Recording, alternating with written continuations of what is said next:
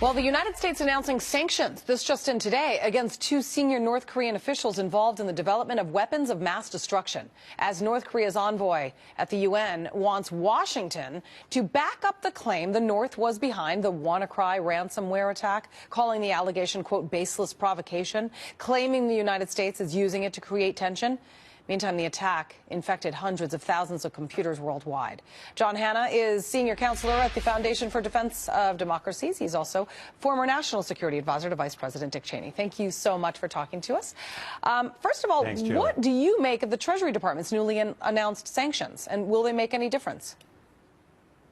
Listen, I think it's all well and good to sanction individual North Korean officials, but I don't think anybody should fool themselves into believing this is going to make a major contributions to our efforts to get rid of North Korea's nuclear weapons. Far more important in that regard are going to be the types of measures we took last week to actually target North Korea's economy as a whole, which, if they were given enough time, could well bring that economy to its knees and trigger a real crisis in the Kim Jong Un regime. And right now, I think that's probably the only hope we have, short of launching a full-scale catastrophic war on the Korean Peninsula, of actually resolving this crisis.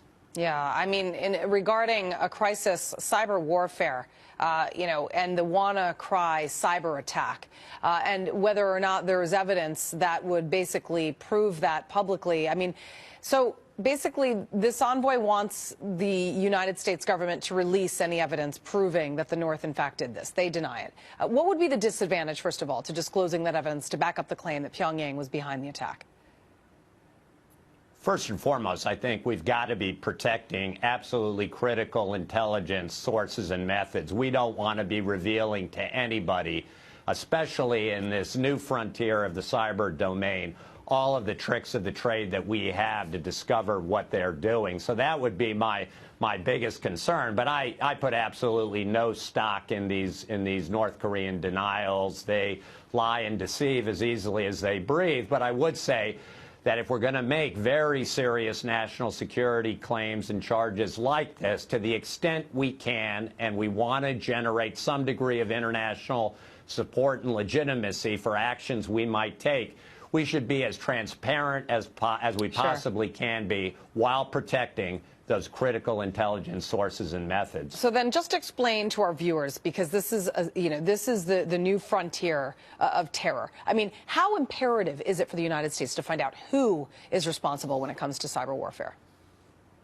Oh, it's essential to be able to attribute these attacks. And again, this is an entirely new domain. There are no rules of the game in the cyberspace. So as quickly as possible, it's imperative that with rogue regimes like North Korea, we make clear that attacks like this will be met with swift and severe retaliation. They've got to understand that the very high price they're going to pay for these kinds of attacks is just not going to make it worth it to them.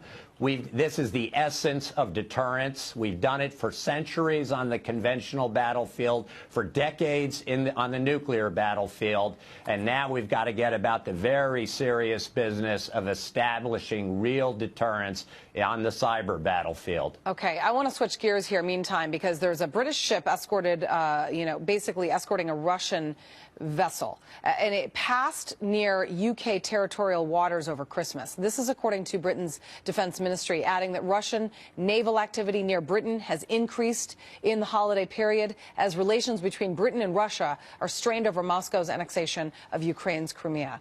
What does the accelerating patterns of Russia's military aggressiveness say about the Kremlin strategy, basically to create further conflict with NATO's borders?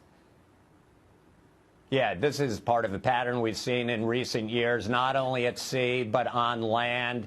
It is highly dangerous, in most cases very unprofessional. They could easily escalate through miscalculation or accident into full-blown hostilities. I think this is really part of a systematic Russian pattern, not only to raise doubts about the firmness and unity of key Western institutions like NATO, but of the United States itself, which is, of course, the leader of the West, which makes it absolutely essential that we and our allies respond to these incidents very firmly while trying as best we can to ensure that they don't spiral out of control. Right. And, you know, it's nothing new that relations between Britain and Russia are strained. I mean, that's been ongoing for quite some time. But after this latest incident, UK Defence Minister Gavin Williamson said in a statement basically he would, quote, not hesitate in defending our waters or tolerate any form of aggression.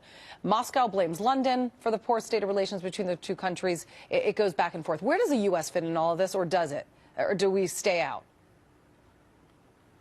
We can't possibly stay out. We are committed by treaty, Article 5 of NATO, to come to the defense of Britain if Britain gets into a dust-up with the Russians.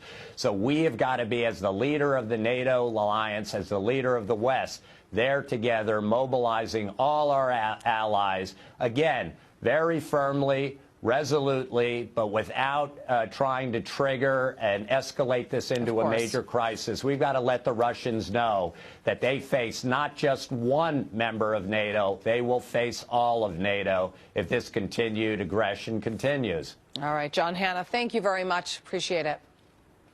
Thank you.